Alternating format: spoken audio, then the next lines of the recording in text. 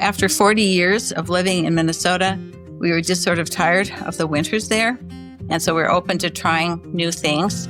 This is Vicki Reed. She's an educator and a consultant in public affairs. We thought, well, let's go someplace else. We live in Salt Lake County in the city of Mill Creek, which is a fairly newly incorporated city, although it's a larger suburb of Salt Lake City. And this is Malcolm Reed, Vicki's husband. He retired not long ago from a career in marketing and IT. Malcolm and Vicki are residents of Utah, and they love it there. We live near the mountains. There's canyons and mountains abounding in our area, so we get our share of wilderness to explore. They also enjoy living in the state's most urban county, one that shares a name with the state's capital. Salt Lake County, it's the largest county in the state. About a third of the population of the state lives in Salt Lake County, and it's really the only swing county. Although the legislature says they believe in local control, it often seems that they want to micromanage Salt Lake County and the city on such things as bike lanes and speed limits. Malcolm and Vicki didn't know when they moved west that they would soon clash with that very state legislature. At issue, fair representation for them and other local voters. I'm Simone Leeper, and this is Democracy Decoded, a podcast where we examine our government and discuss innovative ideas that can lead to a stronger, more transparent, accountable, and inclusive democracy. I work for Campaign Legal Center, a nonpartisan organization dedicated to solving the wide range of challenges facing American democracy. This season on Democracy Decoded, we're focusing on acute threats to our system of government. Safeguards at the core of our democracy are being challenged or ignored, threatening our very form of governance. In today's episode, we're looking at the issue of gerrymandering. This topic hits particularly close to home for me, since my day-to-day legal work at Campaign Legal Center revolves around redistricting and challenging gerrymanders. Gerrymandering, the practice of manipulating the voting map drawing process to tilt elections, is as old as American democracy itself. But in this current moment, the old contentious practice of drawing these maps is, to say the least, stretching the bounds of the law. The president has encouraged gerrymandering to an alarming degree, kicking off a nationwide redistricting arms race. He has been very vocal about the reason. The president and his partisan allies want to lock in a congressional majority for their party in the 2026 midterm elections before a single voter casts a ballot. To understand gerrymandering, it is first important to understand how states draw political district maps. Every 10 years, on the years that end in 0, Americans participate in the U.S. Census. Data from the census is then used to create congressional and state legislative district maps. It is also used for redistricting at the local level, including county boards, city councils, and school districts. The redistricting process is supposed to reflect changes in the population so that every person can have the opportunity for equitable representation in our government. It plays a vital role in determining whether we will be able to make our voices heard on the issues that matter the most to our communities. Ultimately, the job of dividing a state into congressional districts falls to the leaders of states themselves. This past summer, Republicans in Texas announced an aggressive redistricting that would effectively disenfranchise millions of voters in that state, in an effort that amounts to blatant racial discrimination. Democrats in California, seeing a political opening, announced a possible redistricting of their own, and more states, both red and blue, jumped into the fray. When Republicans in Missouri announced they too would gerrymander their state's congressional map, President Trump cheered on social media that, quote, "the great state of Missouri is now in." For Americans who believe elections should be fair and representative of the voters' will, this has been a stormy year.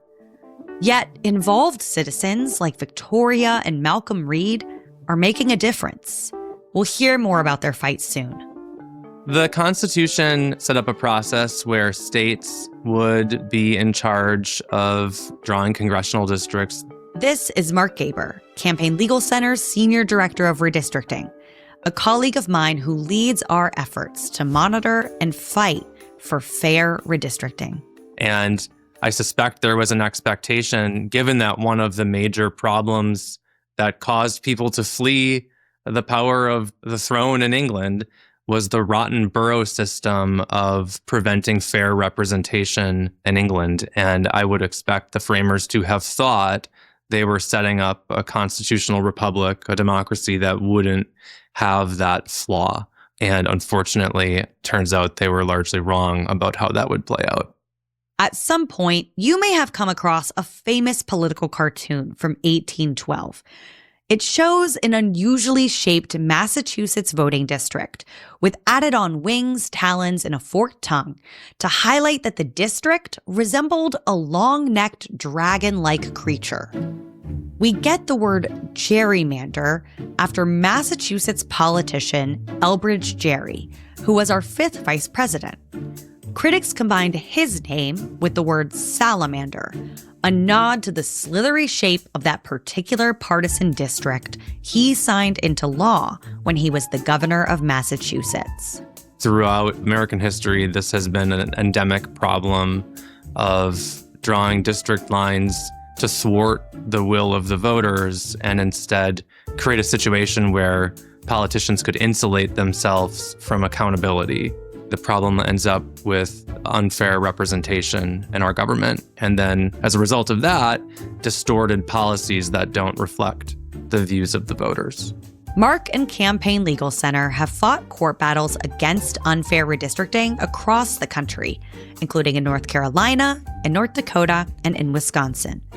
In each of these states, politicians drew up districts meant to cement their power by selecting particular voters who would in turn select them. In Utah, a similar story would play out. And in the Reed household, it was going to run through 2 voters with different party affiliations. I'm a Democrat and Vicki is a registered Republican. Once again, Malcolm Reed. We both consider ourselves moderates, and so I think there's a lot of areas where we can find a lot to agree about. We both feel like government should serve the public interest. I think we're both interested in a clean environment and the natural resources here. We actually have voted often for different presidential candidates, but sometimes one of us has crossed over and joined the other in our vote. Vicki Reed. At the local level, we're more often aligned because it's sort of more clear which of the 2 candidates is superior. With our kids, we learned early on that it was not a good idea to debate our political differences and that we just tried to explain the tenets of each party in as neutral way as possible. I think it was probably easier to describe ourselves as moderates in years gone by. We live in a more polarized world right now. When we first came here, we did some house hunting for several months. I went so far as I downloaded a map of the legislative districts in the state of Utah and found those districts where Democrats had been elected. It's not that many. It wasn't a deal breaker if we had to live in a Republican district because 80% of the seats are held by Republicans, but Vicki was a good sport. The Reeds chose their home in Salt Lake County a couple of years before the 2020 census. Every 10 years, the U.S. Census tracks how many people live in which states. States often get assigned more or fewer members of Congress based on population changes. And within states, officials draw up voting districts to accommodate changes. Redistricting is a process that is required as a result of the decennial census. So every 10 years, the federal government fans out across the country, sends people to go and count how many people are in the country and how many people are in each state, each city, each county, every political subdivision, every census block. Mark Gaber again, of Campaign Legal Center. The Constitution's requirement that districts be equally populated requires that states, political subdivisions, cities, school boards, up and down the type of governmental entity engaged in what's called redistricting. And that is, as it sounds, redrawing the district boundaries so that there's an equal population in all of them. Redistricting should be a process that ensures voters have an equal say in their local, state, and federal elections. But it's also a process with a lot of power at stake. Hence, gerrymandering. Gerrymandering is where the people who are drawing those lines, often the politicians who have a conflict of interest because they're elected from the districts, draw them in a way that insulates them from accountability. So they pick their voters who they think are most likely to vote for them, rather than paying attention to things like communities of interest or lines that are boundaries of cities or counties, and instead they draw them with one goal in mind, which is to benefit themselves.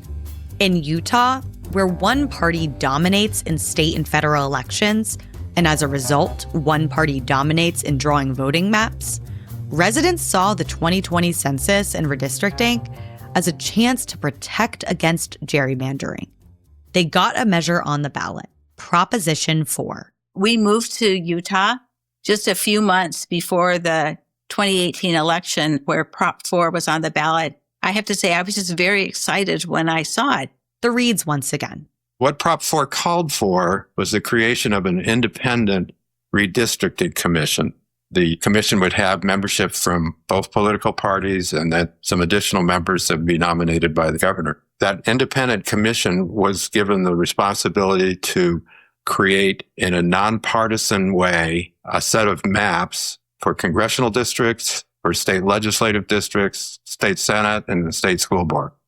The 2018 proposition passed by popular vote, and so this independent commission was created from that.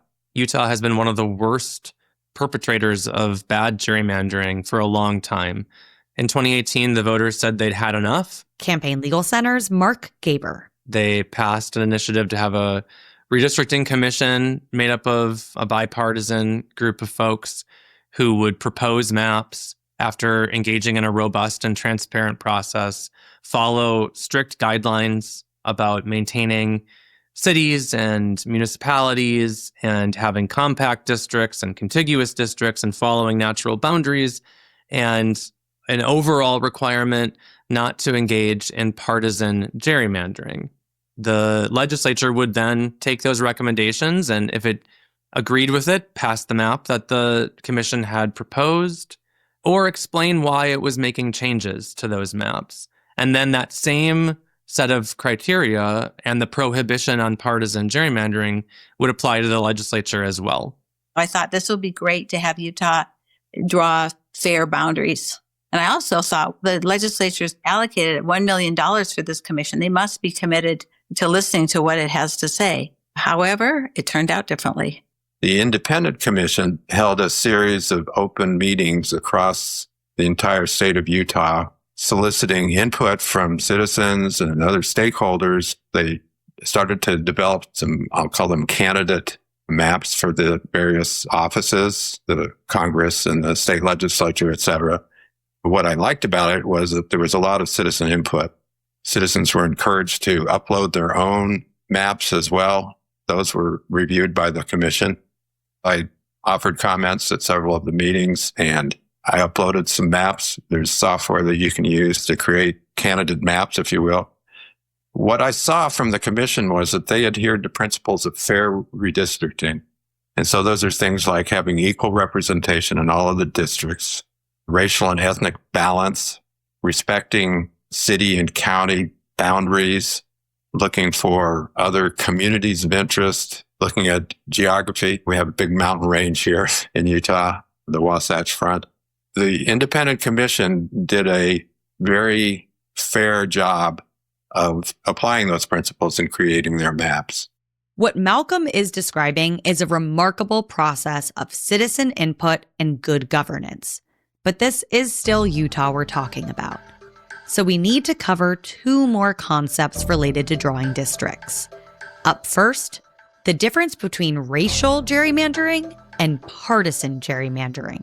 There's racial gerrymandering, which is drawing district lines with a predominant view toward the racial makeup of the district. And then, setting aside race, there's also partisan gerrymandering. Partisan gerrymandering, as it sounds, is drawing district lines to benefit one political party over the other, or one incumbent or politician over another.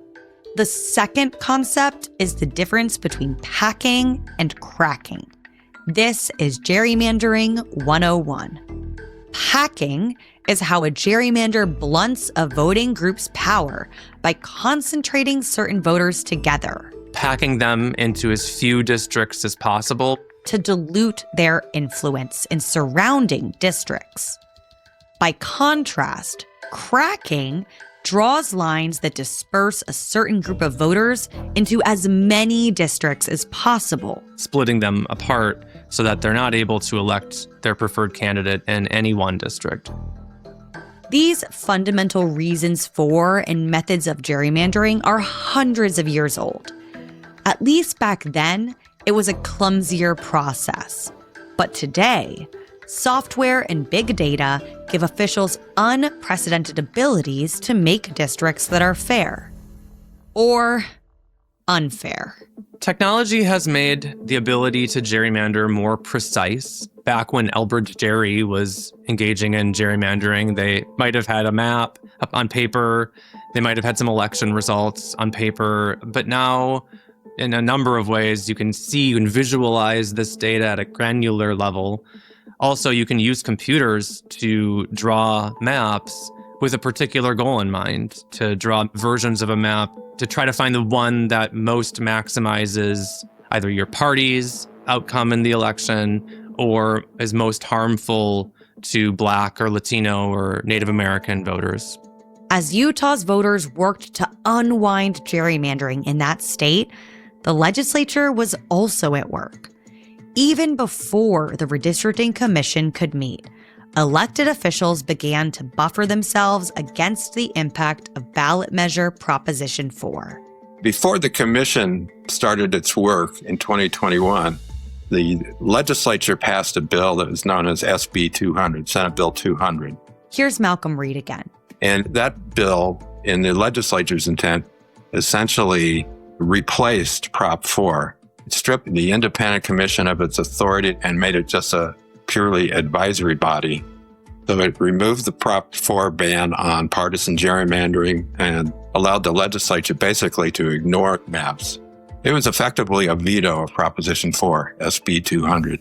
What makes it hard to fight against gerrymandering is once the bad actors are elected once and they engage in gerrymandering, they're pretty powerful. Campaign Legal Center's Mark Gaber. They can draw the lines so that they're not held accountable. So it becomes really hard to defeat it at the ballot box. Short of gathering together your fellow citizens and having y'all move to different districts, there needs to be some other mechanism. Campaign Legal Center files a lot of lawsuits about redistricting. The mechanisms there are to sue in states where there are prohibitions on partisan gerrymandering, to sue over efforts by states to engage in racial discrimination in redistricting. Back in Utah, with the decennial census complete, the legislature continued its move to head off the commission's maps. The legislature had a joint Senate-House committee that met in November of 2021. The legislature had been going through a fairly similar process in parallel with the independent commission. Here's Malcolm Reed again. They'd been holding hearings and creating maps.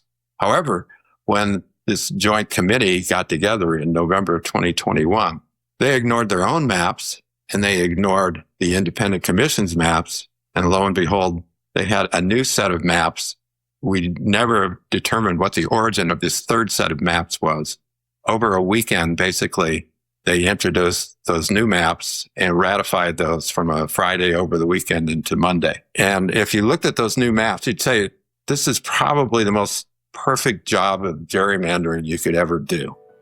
I was frankly appalled, both by the process that the legislature used. Vicki Reed again. Also by the outcome, by the maps that they put forth. In 1 week, they managed to introduce a bill, hold a hearing, pass it in both houses of the legislature, and have the governor sign it into law. It just felt like, frankly, a bait and switch. Here they had said that they were going to listen and compromise with the Independent Redistricting Commission, and there was absolutely no effort to do so. It felt arrogant. Before we were in a district that the partisan control had switched back and forth for the last 5 elections. So it was sort of a swing district. And now we're in a district that has a 60% Republican majority. A galling and remarkable move. Mark Gaber again.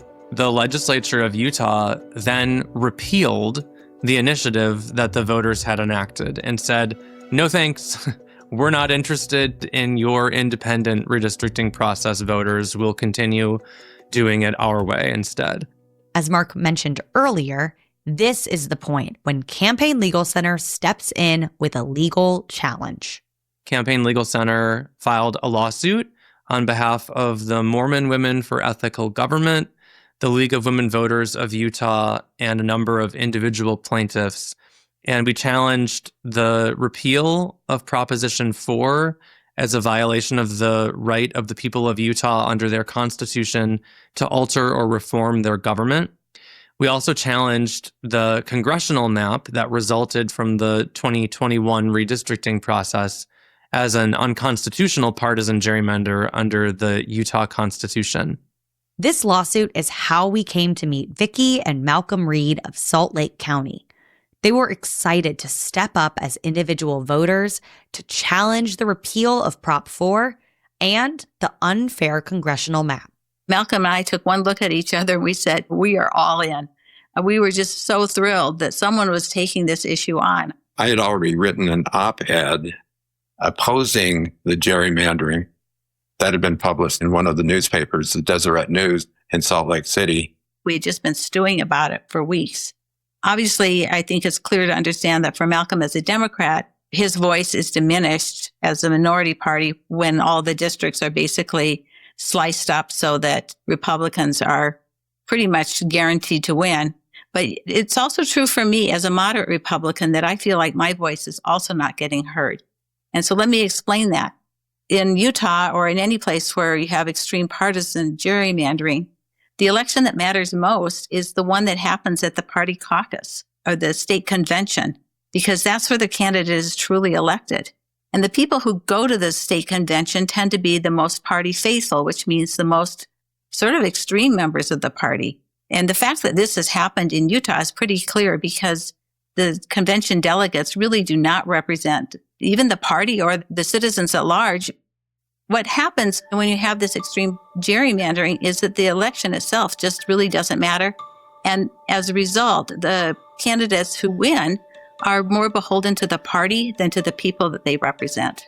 Not long after the lawsuit was filed, it worked its way up quickly to the Utah Supreme Court because we won in the district court on whether we could bring these constitutional claims. And actually, the legislature won on whether or not we could bring the alter or reform claim about the repeal of Proposition 4. All of us appealed to the Utah Supreme Court. Mark Gaber traveled in the summer of 2023 to argue Vicki and Malcolm Reed's case before the highest court in Utah. I think there was a general feeling in the legal community that because Utah is viewed as a conservative Republican state, that this lawsuit that we had filed stood little chance of succeeding. We were always confident that the judiciary in Utah would be neutral and fair, but that was the popular expectation. And so we had the Supreme Court argument back in July of 2023, and I argued on behalf of the plaintiffs. There was a lawyer from a big law firm that the Utah legislature had hired. I was going second since we had won on most of the issues in the district court. And so the lawyer for the legislature was going first. And you could tell at the beginning sort of had this air of like, oh, we're going to win. Here we are at the Utah Supreme Court. Of course, we're going to win. And it was pretty evident within the first 10 minutes of questioning that that was not where things were going, that the justices were taking very seriously our claim about the power of the people to alter and reform their government. I, at the same time, like, oh my God, we're going to win this. Oh my gosh, I can't believe this. This is awesome. And you could just feel the shift in the momentum and the energy in the room kind of in real time, which was a really cool experience as a lawyer to feel that. And particularly since we're a mission-driven legal organization, it's just super empowering to feel that moment where one person who, from our perspective, is advocating for the bad government side of things is on their heels, and we are being listened to and taken seriously. Mark's sense of the room that day turned out to be correct. The court ruled in favor of the voting groups and Malcolm and Vicki Reed. In a unanimous decision, the Utah Supreme Court sided with us and ruled that the Utah Constitution protects the ability of voters to pass initiatives, and in particular, to pass initiatives that alter or reform the government, and that the legislature can't just repeal those government reforms without some compelling justification. Utah became a state in 1896, and one of the things that the Utah State Constitution says is that the citizens have the right to alter or reform their form of government. The Reeds once again. The court ruled unanimously that a citizen initiative that's dealing with the form of government, so in this case, redistricting, must be respected. And so this was really a landmark decision. The court decision seems to be encouraging other good government groups to propose initiatives. And right now, another organization is proposing 4 ballot initiatives that would, among other things, make public records laws more open and also continue to reform Utah's citizen initiative process. With the court decision in place, Mark and the team worked toward a final, crucial step, moving to see the gerrymandered map tossed out in favor of a fairer district map. After the Utah Supreme Court issued its decision, we filed a motion in the district court for what's called summary judgment. Basically, we're saying that there is no factual dispute. This is a legal question. Did the legislature overstep its authority when it repealed Proposition 4 because it had no compelling interest? A desire to engage in partisan gerrymandering is not a compelling governmental interest and can't be the basis for violating the right of the people of Utah and their constitution to pass government reforms. So we filed that motion, and at the same time, we asked the district court to invalidate the map that resulted from that unlawful repeal of the People's Initiative. And the district court agreed. It ruled that the right to alter and reform the government protected the power of the people to pass Proposition 4. That brought Proposition 4 back into effect. And the congressional map that the legislature had enacted violated the procedural and the substantive requirements of that law. And so that map was invalidated. From the perspective of Campaign Legal Center, this was the best outcome we could hope to see in this case. The citizen initiative and fair maps won the day, and Malcolm and Vicki Reed emerged with a victory for the voters of Utah, as well as a story to tell. Sometimes people tell us how courageous we are, and that's not really the case. We've had a lot of people that have congratulated us for doing this, and there's really nothing to be afraid of in raising your voice and taking a stand. The Utah case has been playing out over about 7 years, and it hasn't ended yet. The Utah legislature has continued to fight to weaken Proposition 4 and to draw its own unfair maps.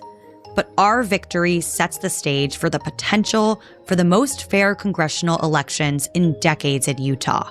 And we are still in court ensuring that will happen. But a different sort of gerrymandering drama is happening elsewhere around America. It struck in the middle of 2025 like a lightning bolt. What President Trump has demanded of Texas. It's a pretty shocking situation, actually. Mark Gaber explains how 2025 put gerrymandering on center stage. In 2021, Texas enacted congressional maps and then have been sued over them. And there was just recently a trial. And the defense of the state of Texas throughout that lawsuit, before there was a lawsuit, during the legislative process, and then all of the witnesses in all of the proceedings was that the maps were drawn without any consideration of racial data, racial information. They blinded themselves to that, is their defense. While the trial was ongoing, there was a news report in the New York Times that President Trump was demanding that they redraw the congressional lines. Texas has 38 congressional seats. Democrats hold just 13 of those. It's been reported that people in the White House believed Republicans could capture 5 of those 13 seats if Texas further gerrymandered its districts.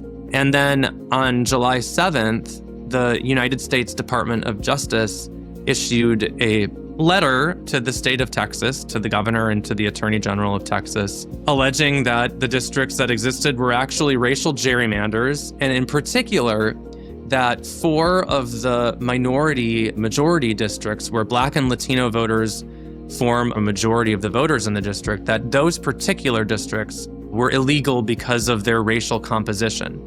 Now, that is just wildly inconsistent with Texas's defense at their trial. And in fact, the Attorney General of Texas responded in writing and said, oh, no, I love you, President Trump, but these districts were drawn without regard to race. What we have here then is the United States Department of Justice demanding that race-neutral districts that were drawn without any consideration of race be dismantled because of their racial composition. Because they have Black and Latino voters, they're saying, take those districts apart and make them white majority. That is about as direct of intentional racial discrimination as I can imagine as a redistricting lawyer. And that's the command from the White House. It is what the governor of Texas cited as the rationale for what it is doing in this mid-decade redistricting and bringing the legislature back to special session to do it. The reason they're engaging in this redistricting is to discriminate against Black and Latino people simply because they are Black and Latino and they don't want districts to have Black and Latino majorities. So that's Texas. That's how we have set off on this 2025 redistricting soap opera. The danger in Texas's move is obvious. Once a Republican-controlled state moves to try to take control of Congress, whether their motivation be racial or partisan, the incentive is there for Democratic-controlled states to respond with gerrymandering of their own. Political observers have likened it to the mutually assured destruction of a nuclear war. We've seen responses from governors and elected officials in states across the country, principally California, but we've seen it in other states. We've seen Republicans in other states saying that they're considering redrawing their state's map, and Democrats trying to respond to that. A lot of the Democratic states have commissions that have been enacted, and so that's an obstacle to that happening, potentially, depending on each state's law. But this all started with an effort to discriminate against Black and Latino voters in the middle of the decade. Once California announced that it would be putting a partisan gerrymander on the ballot, smaller states also jumped into the fray. Republicans in Missouri, which has 8 congressional districts, announced a plan to target the Democratic-held seat in the Kansas City area, a compact urban district that currently includes parts of 2 counties, would, under the new map, sprawl across 15, mostly rural counties. Campaign Legal Center believes it's a case of unconstitutional gerrymandering, and we are now leading a legal challenge to Missouri's proposed map. But the country can't keep governing itself this way. Campaign Legal Center has been at the forefront of advocating for solutions to the issue of gerrymandering. And it is clear what we need now is a national solution to prevent gerrymandering once and for all. We need Congress to pass federal legislation that bans partisan gerrymandering and mandates independent redistricting commissions in every state. And to bolster protections against racial discrimination in redistricting, which would ensure the already illegal practice of racial gerrymandering is more effectively policed. As we play gerrymandering whack-a-mole, we continue to urge lawmakers in Washington, D.C. to pass the Freedom to Vote Act and the John Lewis Voting Rights Advancement Act to bring order to a districting process that is currently devolving into chaos. What should happen is We should abandon this effort across the board to redraw the maps in the middle of the decennial period. But it's going to take Texas stopping its racially discriminatory effort for there to be an end to it. And if no one will stop, then it's Exhibit A to Congress for why it needs to step in and just have an even playing field across the country. No party is served by having this state-by-state approach where each state gerrymanders to death the ability of any citizens in that state to have representation. Congress is not just a chart counting up the number of Democrats and Republicans. Your member of Congress is supposed to represent you on all sorts of issues that have nothing to do with the hot button partisan issues that we see in the headlines. A mayor of a city needs to be able to have a member of Congress who cares about what happens in their community in terms of just running municipalities and how the federal government can help in that, and emergency relief and any number of things that your member of Congress does. And if we don't draw district lines fairly across the country with those issues in mind, and instead are solely focused on how we can extract the largest number of Democrats in Illinois or the largest number of Republicans in Texas to counteract each other, it's like this race to the bottom that leaves all of the voters everywhere behind. But as the Utah example shows us, hope for fair districts is not lost. There are states that have not yet adopted independent redistricting commissions where there is the ability to put that on the ballot by the voters themselves.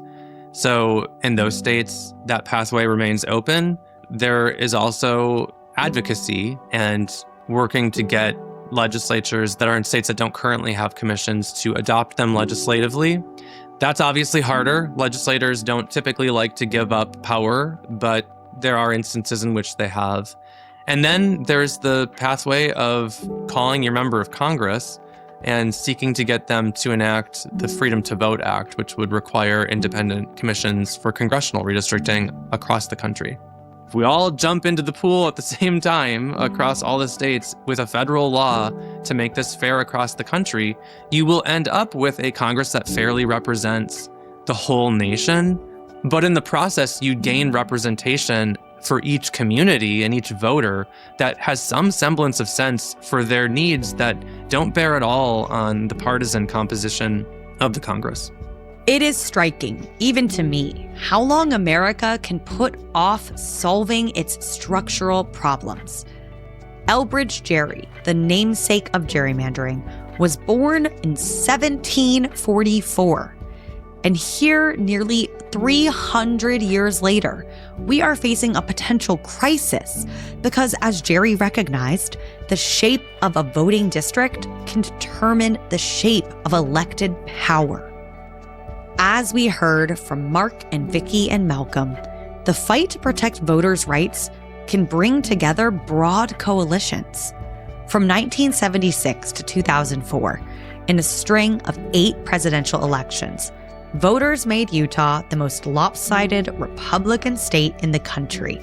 Yet even there, just a few years later, those same voters came together to make their elections more fair and more representative for every voter in the state. And the fight for fair maps in Utah continues to this day.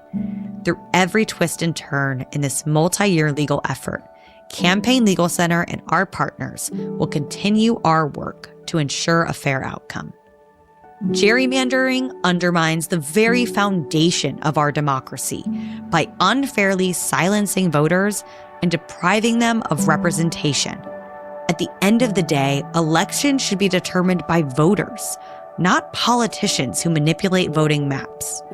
When districts are drawn fairly, all voters have an equal chance to make their voice heard and elect leaders who will best serve their community. Next time on Democracy Decoded, we will look ahead to the elections of 2026 and 2028 and at the people who are working to ensure those elections are free, fair, and secure.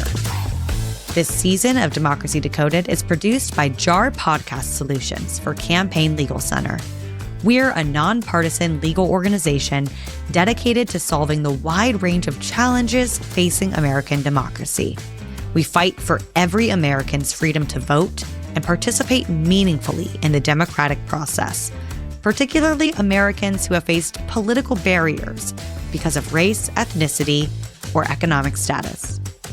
During this pivotal moment for our country, it is critical that Campaign Legal Center has the support it needs to continue to fight on behalf of the American people.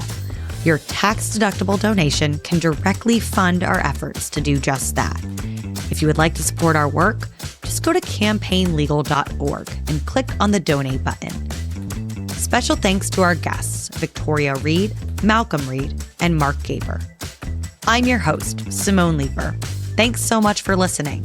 If you learned something new today, you can find us on your podcast platform of choice and hit subscribe to get updates as we release new episodes.